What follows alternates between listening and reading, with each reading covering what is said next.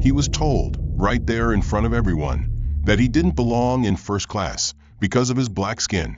The flight had barely taken off when the whispers started. The stares. The call button pressed just a little too quickly. A white woman in pearls and privilege decided that the elderly black man seated beside her didn't fit the image of first class.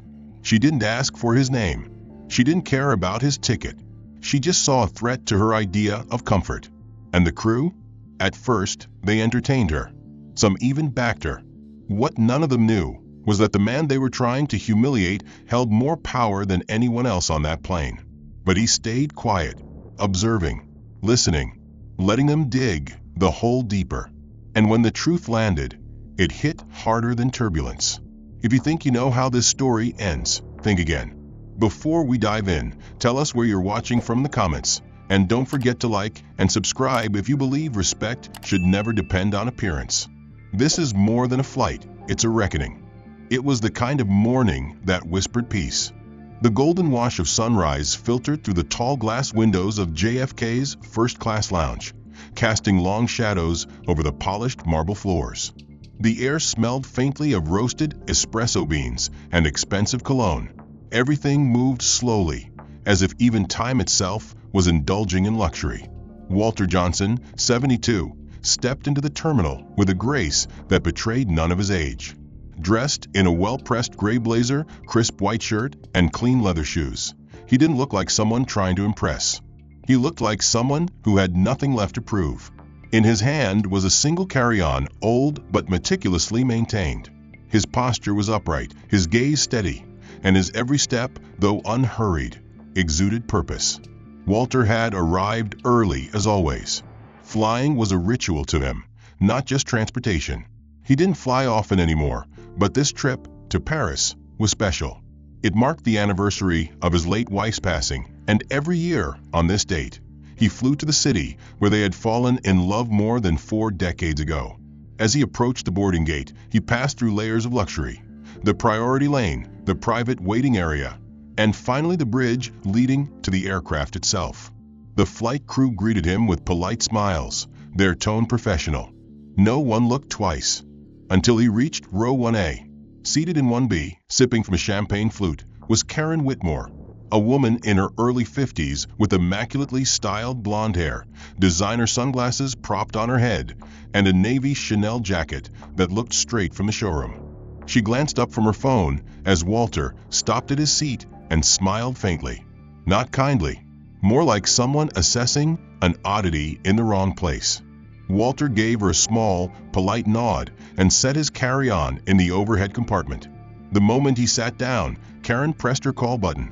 A young flight attendant hurried over. "Yes, ma'am." Karen leaned in slightly and whispered, though loud enough for Walter to hear. "I believe there's been a mistake. This gentleman may be in the wrong section. First class is full, and I'm sure he meant to sit farther back." The attendant blinked, taken aback. She glanced down at the passenger manifest on her tablet and tapped the screen. "Actually, ma'am, Mr. Johnson is in the correct seat, 1A. Karen raised an eyebrow. "Are you sure? Maybe he was upgraded accidentally. It happens all the time." The flight attendant's voice grew a bit firmer. "No, ma'am. Mr. Johnson purchased his ticket weeks ago. He's exactly where he should be." Karen smiled, but it was tight, forced. Of course. Just making sure. It's just, well, you know." The attendant didn't reply. She gave Walter a quick apologetic glance before walking away. Walter said nothing.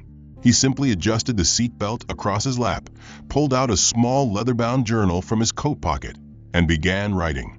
His fingers were steady, his expression unreadable. But deep down, something inside him shifted. Karen didn't stop. She leaned toward him slightly and said with a chuckle, "First class used to be more exclusive. I guess the airlines are letting just anyone up here now." Walter looked up, eyes calm but direct. "Some of us have been flying since before they invented first class." Karen blinked, then laughed. "Cute." She turned back to her phone, whispering into the camera for a quick selfie video. "Well, folks, today I'm sitting next to someone who looks like he wandered up here from economy. Pray for me." She posted it without hesitation, tagging it, hashtag first class fails. A young man 2 rows behind frowned. He had heard the whole exchange. Walter caught his glance, and the two locked eyes for a second. Silent solidarity passed between them. 10 minutes passed. Boarding was still ongoing. Walter remained quiet, composed. But the atmosphere had shifted. The subtle buzz of judgment, the passive-aggressive jabs, they lingered in the air like cigarette smoke. Karen sipped her drink and crossed her legs with a kind of confidence born from unchecked privilege. Then came twist number 2. Karen turned to the flight attendant again, this time louder. "I'm sorry, but is there any way we can reseat this gentleman? I paid nearly $8,000 for this ticket, and I really don't feel comfortable." The attendant hesitated. "Ma'am, he's not in violation of any policy. He has every right to be here." Karen folded her arms. "But surely you understand. There's an image to maintain in this cabin. I don't mean to be rude, but perception matters, especially for those of us in certain circles." Walter's jaw tensed. Still, he said nothing. The attendant gave a tight nod and walked away. Karen huffed and muttered, "I'm going to speak with your supervisor."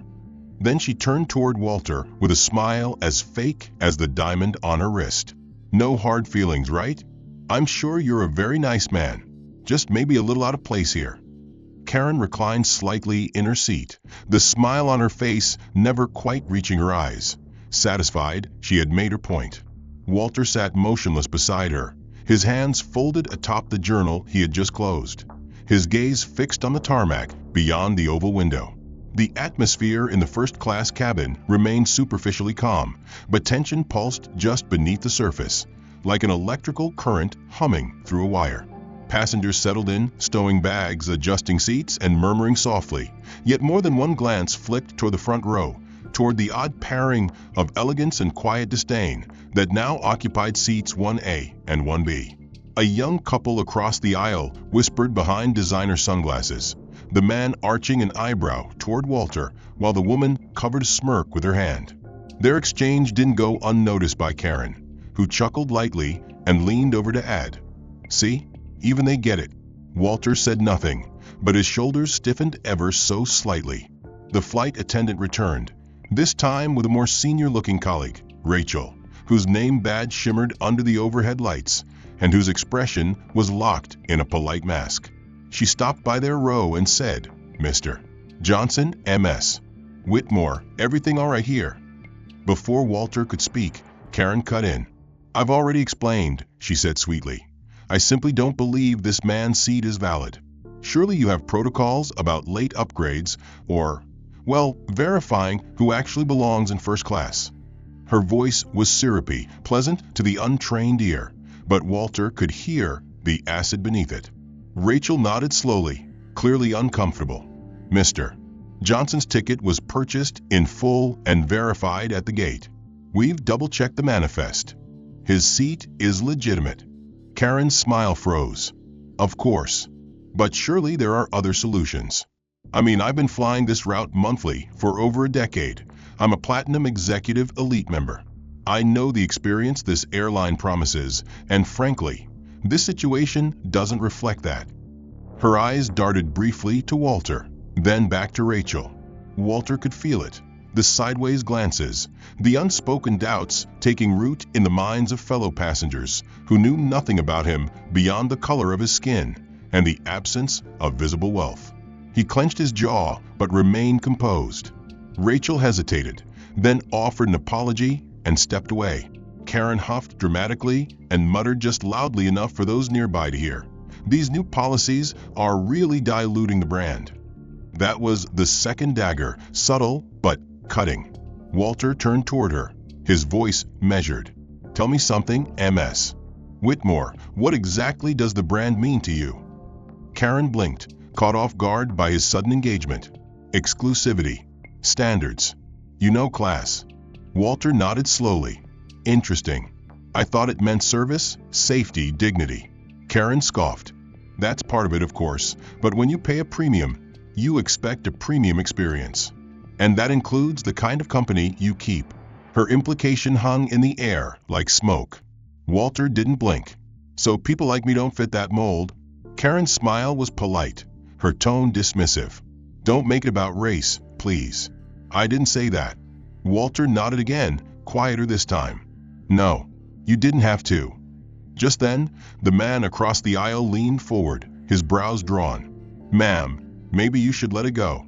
He's clearly not the problem here. Karen snapped her head around. Excuse me? I'm merely voicing a concern about service standards, something I'm sure you care about too. The man held her gaze. I care more about decency than appearances. Karen's nostrils flared, but she fell silent. Walter turned his head back toward the window, but his reflection in the glass revealed the internal shift. Each word Karen had spoken, carefully wrapped in civility, had chipped at something beneath his skin. He had heard this language before, not the literal words, but the coded phrases, the dismissals masked as concern, the superiority cloaked in etiquette. It wasn't new, but it was exhausting. He had spent his life rising above it, working twice as hard, achieving more than anyone ever expected of him, building something no one could take away.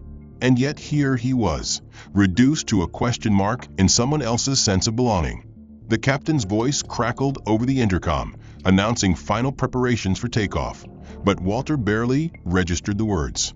He was remembering something his wife had once said, seated beside him on a flight like this many years ago.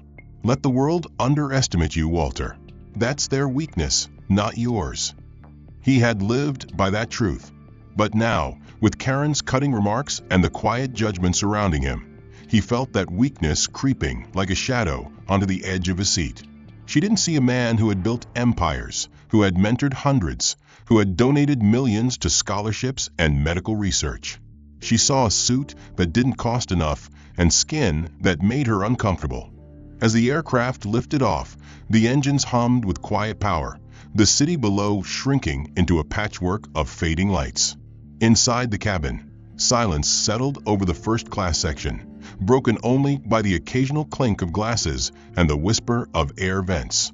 Karen leaned back with a contented sigh, clearly satisfied that her presence had asserted itself as the dominant energy in the cabin. Walter remained still, his hands folded once more over his journal, but his thoughts were anything but calm. The last hour had been a slow-burn lesson in restraint, each word from Karen carving invisible bruises into his dignity. He had endured worse, yes, but this was different. This wasn't just about him. It was about how people like Karen saw the world and who they allowed into it. The flight attendant reappeared with a tray of hot towels, her polite professionalism intact, but her eyes darted anxiously between Walter and Karen. Hot towel, sir, she asked gently. Walter gave a small nod, accepting it without a word. As she turned to Karen, the woman took the towel with a flourish and said, loud enough for the row behind them to hear, "Thank you, finally. I was starting to wonder if some of us had to wait longer for basic service." The flight attendant froze for half a second, then gave a tight smile and moved on. Karen glanced sideways at Walter, clearly hoping for a reaction. He gave her none. That only seemed to frustrate her more. Moments later, she pressed her call button again. "Yes, MS. Whitmore," a different attendant asked, a man in his early 30s with sharp features and a strained voice. "I have a concern," Karen began, her tone syrupy but strategic. "This passenger beside me, while I'm sure he's perfectly pleasant, is making me feel uneasy. Could I possibly switch seats?" The attendant blinked, clearly caught off guard. "I'm afraid the cabin is full, ma'am. All seats are accounted for." Karen leaned in slightly, dropping her voice just enough to feign discretion, but still ensuring those around her could hear. "Perhaps there's a jump seat or crew rest area. I'm willing to be flexible, but I'm sure you understand. This situation is not ideal for a woman traveling alone." Across the aisle, a businessman closed his laptop with a soft snap, his expression tightening. Another passenger looked up from their newspaper, now openly watching. The flight attendant gave a short, uncomfortable nod. "Let me speak with the purser. I'll see what we can do." Karen flashed a smug smile as he walked away, then turned toward Walter. "Don't take it personally. Some environments just require a certain aesthetic." Walter inhaled slowly, holding back a response that was fighting its way to the surface. His hand rested on the armrest, tightening imperceptibly as the plane continued its steady glide through the clouds. Suddenly, a child's voice broke the tension. "Mommy, why is that lady being so mean to the man?" A hush fell over the section. Heads turned. 2 rows back, a young girl, no older than 7, sat on her mother's lap, her voice clear, her question innocent. Her mother whispered quickly into her ear, trying to quiet her, but the damage was already done. Karen's smile faltered. She turned slightly, searching for the source, her poise cracking for the first time. Walter allowed himself the faintest smile, not of amusement, but of validation. Truth had a way of slipping out, especially through the mouths of children. Karen straightened in her seat, clearly attempting to regain control. "Kids today are so unfiltered," she muttered, forcing a laugh. But the passengers weren't laughing. They were watching, judging. The whispers started again, low and urgent, no longer about Walter, but about her. Karen's expression hardened. She picked up her phone and began tapping rapidly, likely posting another filtered version of the truth to her online followers. Walter resumed his silence, but inside, something shifted again. He no longer felt invisible. He felt observed, and perhaps, for the first time, defended. A few minutes passed. Drinks were served. The air returned to a fragile quiet. Then came the next twist. The flight attendant from earlier returned, standing beside Walter's seat with a clipboard. "Mr. Johnson," he said, "I've been informed you were moved from your original seat during pre-boarding. That's correct." Walter raised an eyebrow. "No, I've always had this seat." The attendant checked the notes again. "Our logs show you originally requested seat 2A. It appears your ticket was reassigned just before boarding. There's a note marked internal override." Walter looked at him evenly. "And why is that relevant now?" The attendant hesitated. "We're just trying to clarify some irregularities." Karen perked up. "Ah, so there was a mix-up." She turned to the attendant. "If that seat becomes available, I'd be happy to relocate."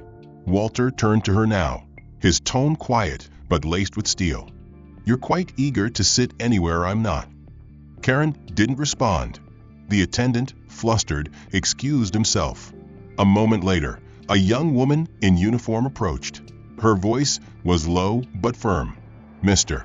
Johnson, I just wanted to apologize. We're reviewing the seating incident internally.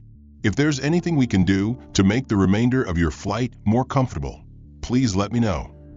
Walter kept his gaze fixed on the horizon beyond the window, watching streaks of sunlight scatter through the clouds as the plane sliced through the sky. His posture remained composed, but inside, something had begun to calcify. A quiet awareness that this moment, this exchange, was not merely another unpleasant incident in a long life filled with discrimination, but something more precise, more orchestrated. Karen, beside him, had grown oddly quiet in the wake of the flight crew's apology to Walter. But silence was never truly silence with people like her. It was calculation, the pause before another offensive. As if confirming that thought, she suddenly leaned over, her voice low, her tone almost conspiratorial. "It's just frustrating," she said, as if seeking sympathy. "I spend tens of thousands flying this airline. I expect certain standards. Surely you can understand that." Walter turned toward her slowly, offering no expression. "And those standards mean keeping people like me out of your sight?" Karen tilted her head, as if feigning confusion. "Don't twist my words," she replied, still wearing the same manufactured smile. "I didn't say anything about color. I just said you don't seem familiar." "No," Walter said softly. "You didn't say it, but everything else did." Before she could respond, the meal service began. A different flight attendant approached, this one younger and seemingly more empathetic. She set a tray down in front of Walter and said, "Would you like the vegetarian option or the braised short ribs, sir?" Karen immediately interrupted. "Wait, he gets a choice." The attendant blinked. "Yes, ma'am. Everyone does." Karen forced a laugh. "Strange. Every other time I've flown, they ask me first." The attendant kept her voice even. "We're alternating rows today." "Well, Karen muttered, stabbing her cloth napkin into her lap. Clearly some traditions are changing. Walter didn't speak. He didn't need to.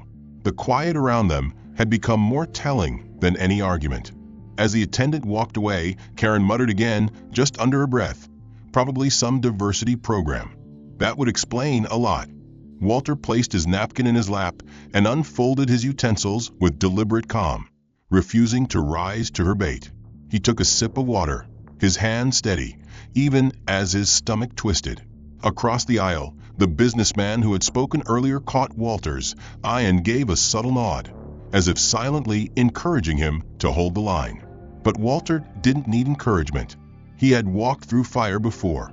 He had survived boardrooms where he was the only one who didn't look like the rest, survived military commands that doubted his intelligence before he opened his mouth, and endured investors who praised his work only after they found out how much money he made them. But somehow, this woman's words, so casual, so polished in their cruelty, dug deeper than all the others. When the meal ended, Karen again pressed the call button. This time, when the attendant returned, Karen gestured toward Walter's tray.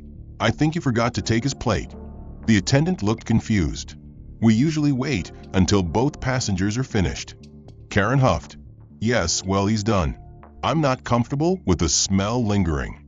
Walter placed his fork down, wiped his mouth, and spoke for the first time in nearly 10 minutes. "It's roast chicken, not spoiled fish." Karen turned toward him, lips pursed. "Still, some of us have refined palates." The comment landed like a slap, but Walter didn't flinch. He merely looked at her, his expression unreadable. "And some of us have forgotten that manners and money are not the same thing." A few passengers chuckled quietly. Karen flushed, her fingers tightening around her glass of wine. For a moment, it looked like she might let it go. But then came the breaking point. Karen, eyes still burning, stood up abruptly and reached across Walter's seat to hit the call button again, repeatedly. The lead flight attendant returned, his expression tight. "Is there an emergency, Ms. Whitmore?" "Yes," she said flatly. "I'm being harassed. I've asked this man to stop making passive-aggressive comments, and he refuses." Walter stared at her, stunned. "That's not true," he said quietly. "I've said almost nothing."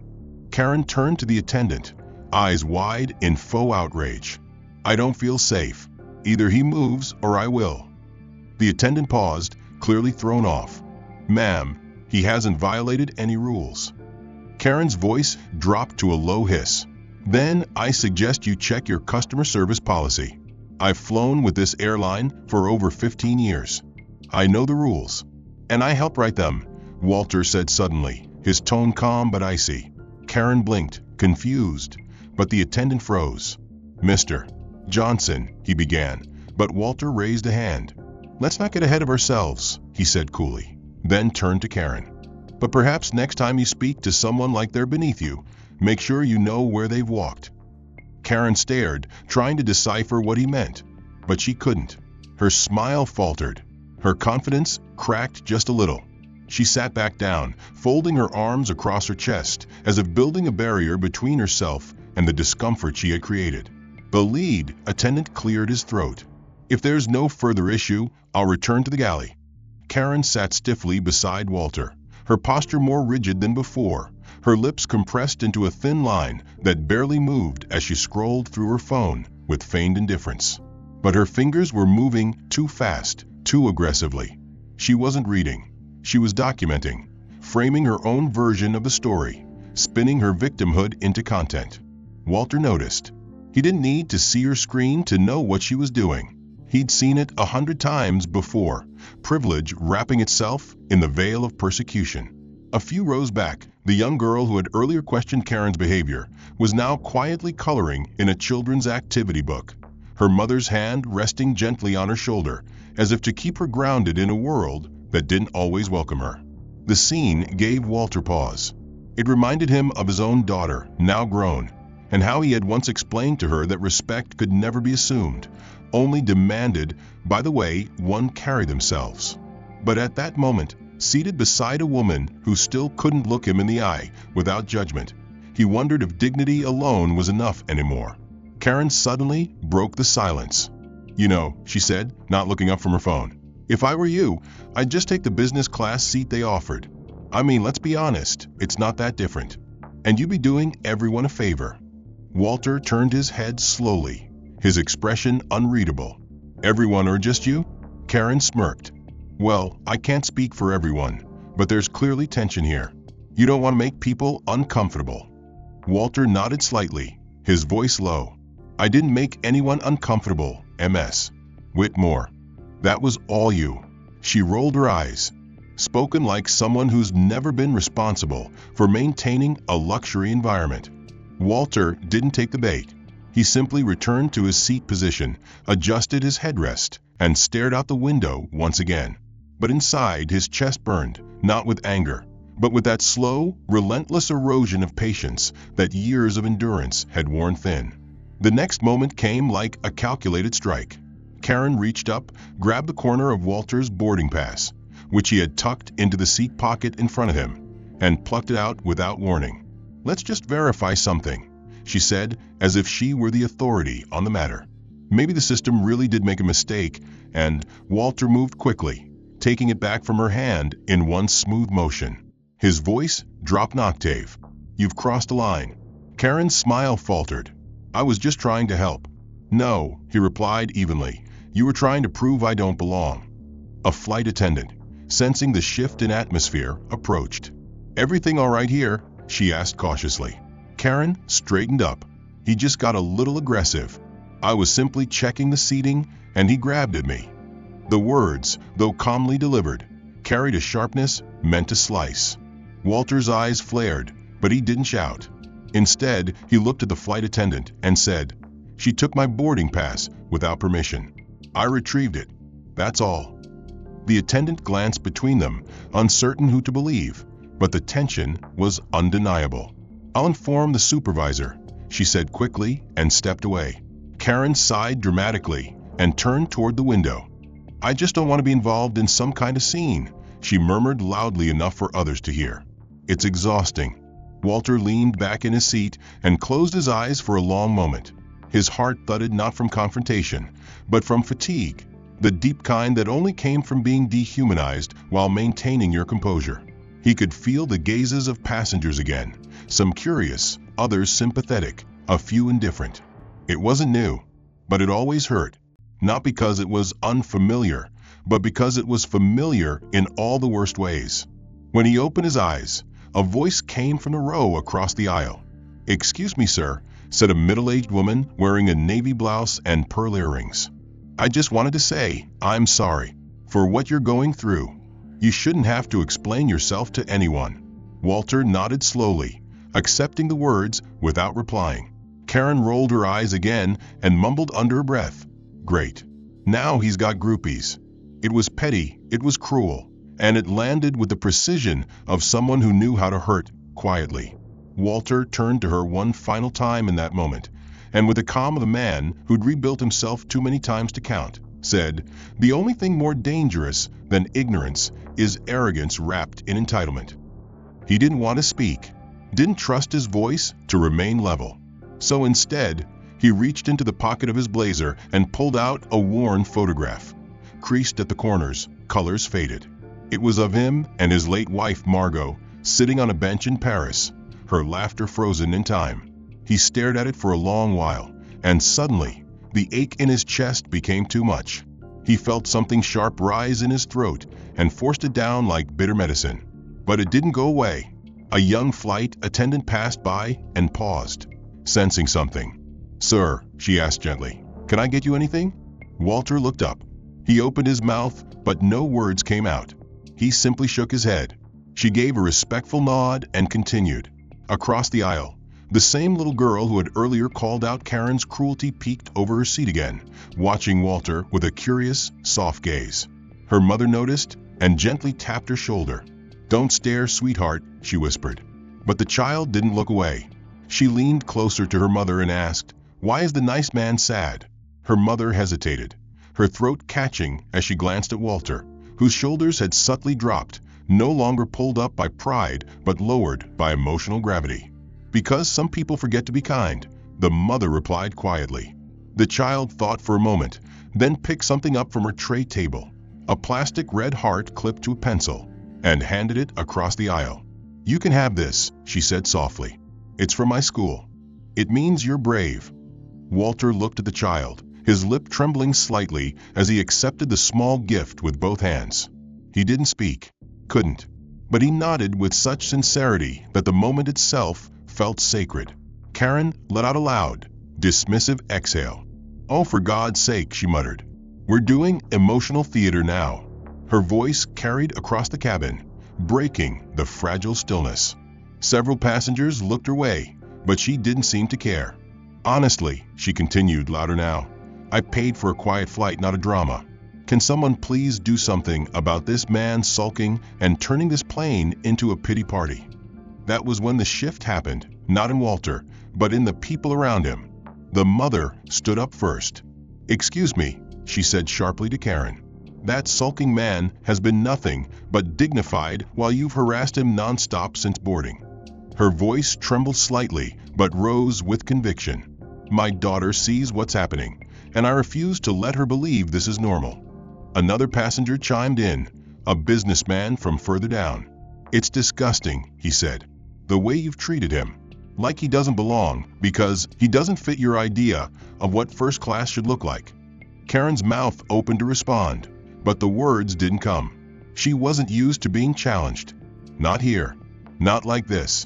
Her power, so absolute only moments ago, suddenly began to feel brittle. Walter didn't turn to look at her. He didn't need to. He just sat there, staring down at the little red heart in his hand, his fingers now wrapped around it like it was the last anchor keeping him from unraveling completely. And maybe it was. Maybe in that moment, that single small gesture from a child did more to restore his spirit than 1,000 apologies could. But the damage had been done. His silence had been mistaken for weakness, his politeness interpreted as passivity, and his restraint used against him like a weapon. The silence that followed was different now, charged, weighted with unspoken consequences. Karen shrank slightly in her seat, though she tried to maintain her usual posture of superiority. The comments from other passengers had rattled her, and for the first time since boarding, her confidence no longer sat comfortably on her shoulders. Walter remained still, the small red heart still clutched gently in his hand, its presence reminding him that even in moments of public humiliation, decency had not completely vanished from the world. He looked ahead, face calm, but eyes resolute, not because he was unaffected, but because something inside him had shifted. He had reached the line he never thought he'd be forced to cross again, the one between silent tolerance and dignified defiance. The lead flight attendant approached, a subtle stiffness in his gait as he stopped at Walter's row. "Mr. Johnson," he said cautiously, "I wanted to inform you that the captain has been made aware of the situation." Karen perked up at that. "Good," she said quickly, trying to reassert control. "It's about time someone addressed the disruption. I've been nothing but polite, and this has gone on long enough." The attendant turned to her, eyes narrowing slightly. "Actually, ma'am, the concern was raised about inappropriate passenger conduct. We've documented multiple guest complaints about your behavior." Karen's mouth opened in disbelief. "My behavior? I was the one being harassed." The attendant didn't reply. He simply nodded respectfully toward Walter, then turned and walked toward the front cabin. Karen fumbled for her phone again, the tapping more frantic now, as she opened what was likely her social media account. Walter saw the screen flash with a recording interface. "Might want to rethink that," he said quietly, still not looking at her. Karen glanced at him, annoyed. "Excuse me." Walter finally turned. "Before you post anything," he said calmly, "you should know that this flight is being monitored closely. In fact, it's probably best if you stop drawing more attention to yourself." Karen scoffed. "What would you know about monitoring?" Walter didn't answer. Instead, he reached into his inner jacket pocket and pulled out a slim black card. No logo, no number, just a sleek titanium finish with a faint embossed signature at the bottom. He held it in his hand, not flashing it for attention, but as if reminding himself who he was. Karen squinted at the object, then frowned. "Is that supposed to impress me?" Walter looked at her directly for the first time in hours, and his voice was low but firm. "It's not for you. It's for the people who know what it means." And as if summoned on cue, the cabin's overhead speaker crackled to life. "Ladies and gentlemen, this is your captain speaking. We've just been informed that one of our board members is on board today. On behalf of the entire crew, we'd like to extend our gratitude for your continued support and leadership." The cabin stirred. Heads turned. The energy shifted again. Suddenly, passengers who had whispered about Walter now looked at him with new awareness. Karen froze. The flight attendant returned, this time with a small folder in hand. He knelt beside Walter and offered it discreetly. "Mr. Johnson," he said with new deference, "here are the final briefings for tomorrow's executive audit." They were forwarded mid-flight per request. Karen stared at the folder, then at Walter. Her voice dropped to a whisper. "Executive audit?" Walter opened the folder, scanned a few lines, then closed it gently. "Skynova Aviation, Board of Governors. Vice Chair," he said simply, then slid the folder back into his bag. Karen's breath caught. Her eyes widened and her lips parted, but no words came out. Walter didn't gloat.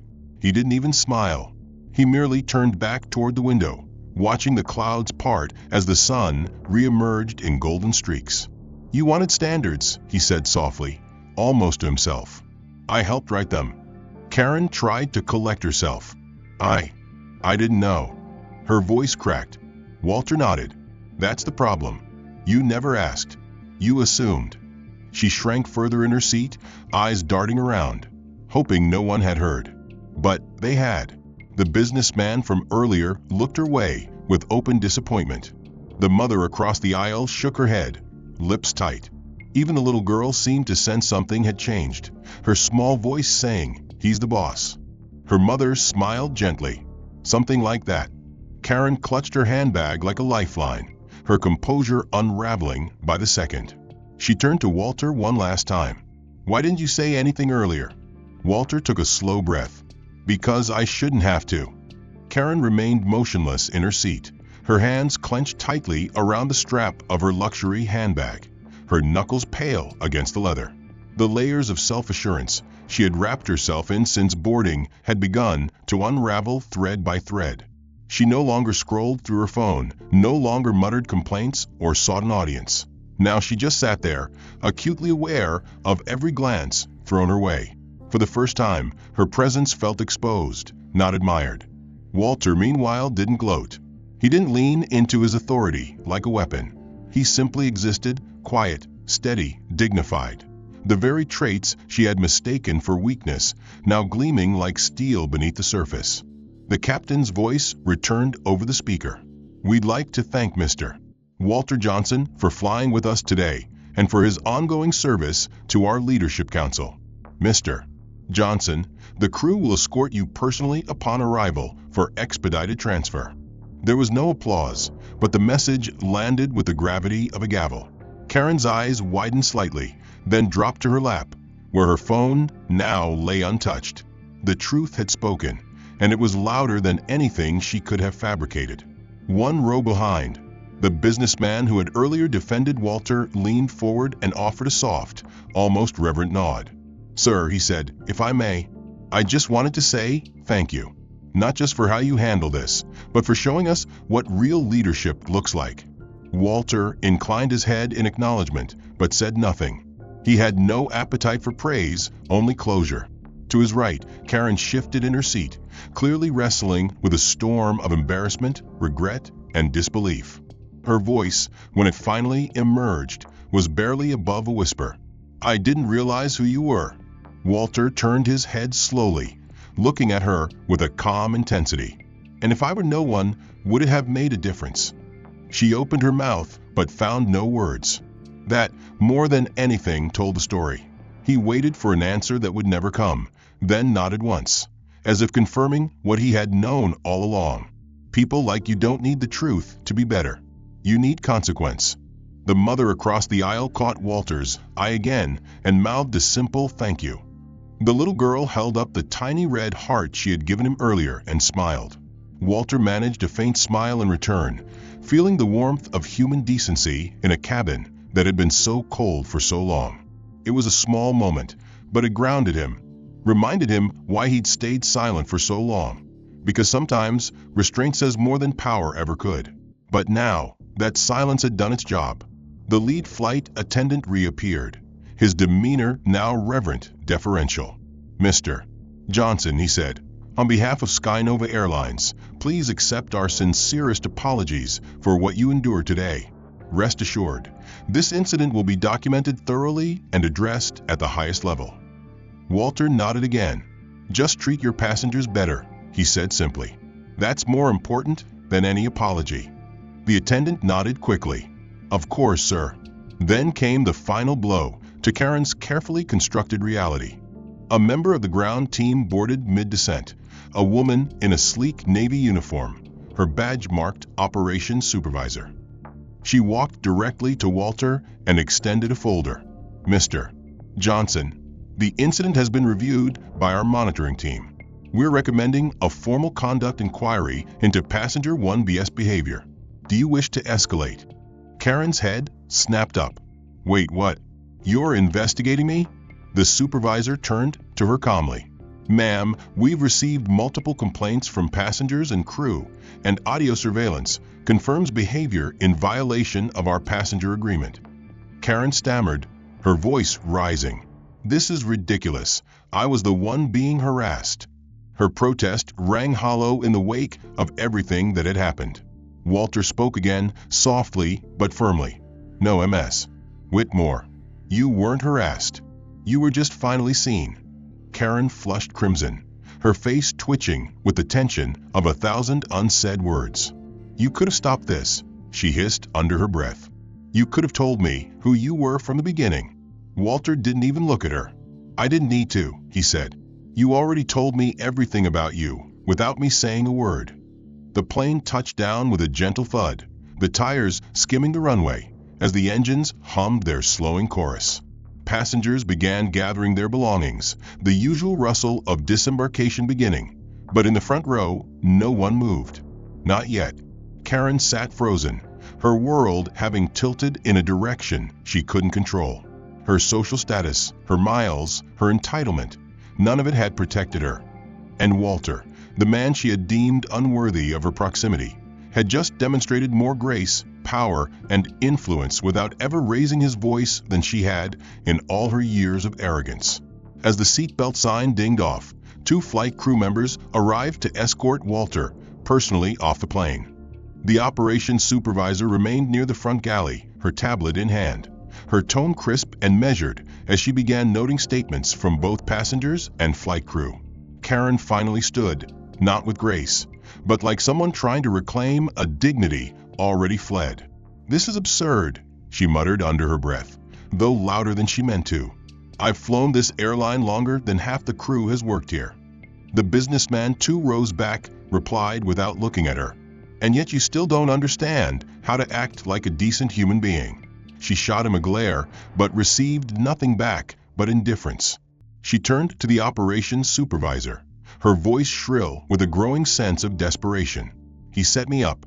He waited until the end to embarrass me." The woman didn't even blink. "Ma'am, no one needed to set you up. You handled that all by yourself." The words hit harder than Karen expected. Her confidence, once armor, now felt like paper. Flimsy. Transparent. She opened her mouth to respond, but then paused as she noticed a cluster of uniformed staff standing just outside the aircraft door. One of them was holding a tablet streaming the flight's cabin feed, silent clips of her gestures, her tone, the moment she reached across Walter's seat for his boarding pass, the smirk on her face when she mocked his presence. The truth had been documented, not by opinion, not by bias, but by cold, clinical video. There would be no denying it. Meanwhile, Walter stood just beyond the glass boarding tunnel, speaking softly with an airline executive who had arrived in person to greet him. The 2 shook hands, not like strangers, but like men who had worked together before. A Blacktown car waited at the bottom of the jetway, engine purring low, back door open. Walter nodded respectfully to the executive, then turned to the flight crew, escorting him, and thanked each of them individually. His voice was warm, but his eyes still carried the quiet storm that had defined the past few hours. Back inside the plane, Karen watched it all unfold, her body heavy with the realization that nothing she could say would change what people had seen, what they had heard, what they now knew. When she finally stepped off the aircraft, she expected someone to intercept her, an apology, maybe even an explanation. Instead, she was met by silence. No escort, no courtesy, just two staff members who handed her a sealed envelope. "What's this?" she asked, voice tight. "A preliminary review notification," one replied. "You'll be contacted within 72 hours regarding your status as a future passenger." Karen's face twisted. "You're banning me?" The staff member didn't answer. He just nodded toward the hallway. "This way, ma'am." As she walked, the door to the first-class lounge opened down the hall, and through the glass wall she saw Walter seated inside, sipping from a porcelain cup, surrounded by quiet elegance and calm staff. He wasn't bragging. He wasn't smirking. He was simply being, existing in a space she had once believed belonged only to her kind. That image stayed with her long after she passed through security. It followed her into the terminal, into the silence of the arriving gate, into the back seat of the rideshare she had to order herself. And when her phone vibrated with a new notification, it wasn't the sympathy she hoped for. It was a news alert. Someone had uploaded a clip of the altercation. Not the whole flight, but enough. Her voice, her words, her tone, her disdain. It was already spreading. The caption read, "Passenger tries to humiliate man in first class. Turns out, he owns the sky she walks under." Karen's throat tightened. She opened the comments. They were brutal. They were viral. And they were right. In just a few hours, everything she had once used as armor, her status, her image, her online following, was turning against her. Sponsors were pulling out. Brands were unfollowing. A workplace representative texted, "We need to talk ASAP." Her name was now trending for all the wrong reasons, and not one person had come to her defense. Not even herself. Back in the lounge, Walter received a quiet message on his phone. It was from a young staffer in the airline's media department. It simply read, "The footage has gone public. Do you want us to issue a statement?" He stared at it for a long moment, then typed, "No need. Let the silence speak." 3 days after the flight landed, the clip of Karen Whitmore berating Walter Johnson in first class had amassed over 18 million views across social media platforms, with thousands of duets, reactions, and think pieces dissecting every word she had said, every glance she had thrown, and every time Walter chose dignity over confrontation.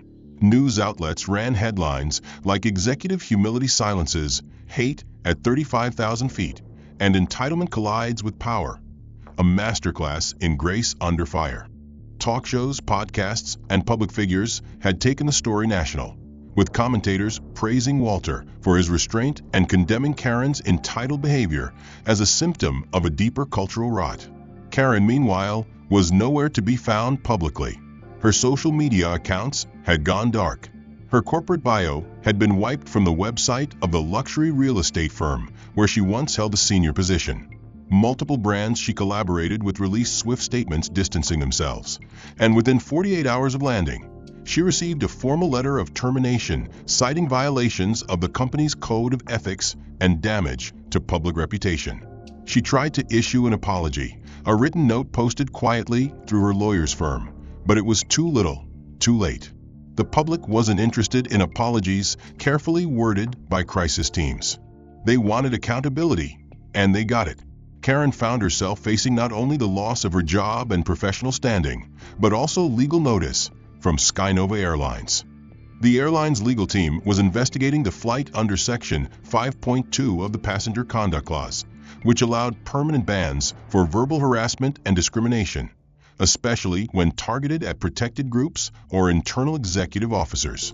She wasn't just a rude passenger anymore.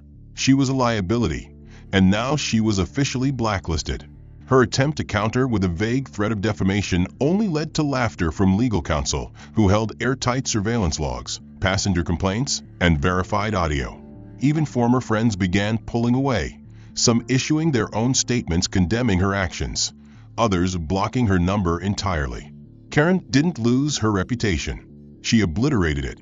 And Walter? He didn't say a word publicly. He declined all interview requests. He didn't appear on any panel, didn't tweet, didn't make a statement. He simply returned to his life, his work, and his legacy, a legacy now more visible than ever. Internally, the airline used the incident as a catalyst to roll out new equity and conduct training programs, not as damage control, but as a shift in culture. Walter sat at the head of that initiative, not as a symbol, but as a strategist. Quietly, he met with the board, shared his thoughts, and rewrote the standards not just for behavior, but for how authority was recognized and respected regardless of external appearance. He didn't want revenge. He wanted reform, and he got it. Weeks later, in a quiet neighborhood cafe on the East Coast, Walter sat across from his daughter and granddaughter. The little girl, the same age as the one on the plane, placed her elbows on the table and asked, "Grandpa, why are people so mean sometimes?" Walter smiled, his eyes tired but warm. Because they're scared of what they don't understand. And when people are scared, they either learn or they hurt others. Our job is to show them how to learn. She tilted her head and asked, "Is that what you did on the plane?" Walter nodded. "I didn't have to yell to teach someone a lesson. I just had to remember who I was." The girl pulled something from her backpack and held it out, a bright red paper heart, cut by hand. "This is for you," she said proudly, "because you're brave." Walter accepted it gently, feeling the weight of something far more valuable than victory. It was legacy, passed from one small hand to another. He didn't need the world to cheer. He didn't need Karen to change. The consequence had already happened, not just for her, but for everyone who watched and learned that quiet power, when wielded by someone with principle, can be louder than any scream. Karen, now largely invisible, would live with her choices. Her name became shorthand for arrogance without awareness, and while the news cycle eventually moved on, the lesson remained. Because in a world where injustice often wears a smile and entitlement dresses like elegance, sometimes justice doesn't roar, it whispers, and the whisper changes everything. The end. If this story moved you or made you think differently about justice and dignity, don't forget to like and subscribe for more powerful narratives just like this one. What part of the story stood out to you the most? Was it Karen's downfall, the little girl's quiet act of kindness, or Walter's silent strength? Let us know your thoughts in the comments, and tell us where in the world you're watching from. We'd love to hear your perspective.